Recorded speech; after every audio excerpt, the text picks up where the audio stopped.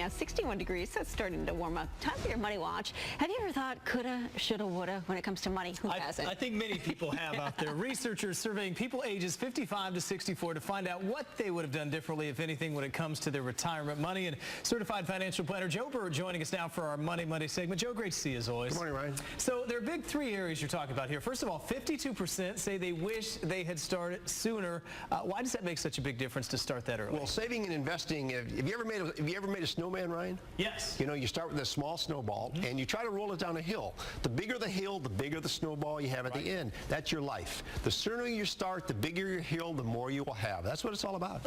And next up, 47% said they wish they'd save more from their paychecks. And I think that's easy to say, but how much should people really be saving? And some might want to know because they're not there. Well, are you ready for this? They're telling us now that that most employees ought to be saving between 10 and 15% of their paycheck every year. Because if you're not doing that, you're only going to have Social Security. Most people don't have a pension. You've got to force yourself to do that. If you're under the age of 50 today, you can put in $17,500 into your 401k. If you're over the age of 50, you can put in $23,000, and that goes to $24,000 next year. That ought to be your target. So, Joe, that counts whether you put it in 401k or you're putting it directly into savings, as long as you're putting it aside? Well, you're better off putting it in your 401k because you're getting immediate tax deduction. Anywhere, depending what your tax bracket is, you're going to get an immediate return of 10 to 40% on your money. You can't beat that. Your 401k ought to be your first line of attack. Joe, what about the people out there that say, look, I want to save, but I can barely pay my bills? What would you advise them? Well, I would advise them to take a hard look at where they're spending their money. You know, we're all spending the money on the things we want to have today, like that Starbucks coffee, that big screen TV, those extra pair of shoes,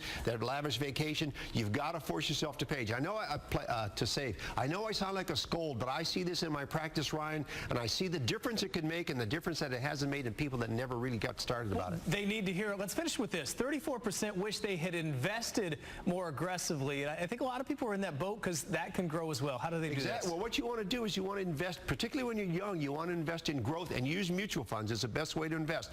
Keep your money out of money market funds and in bond funds for the most part. The younger you are, the more aggressive you want to be, use growth mutual funds. And I know you would say this is a good time of the year when you're looking into going into the new year. There are some tax ramifications as well. If you're going to do something, December's a good month to do it. Well, it's always good to start. You want to look at where you're spending your money. Remember, you can always put your money into your IRA up until April 15th, even if you missed the December 31st payoff.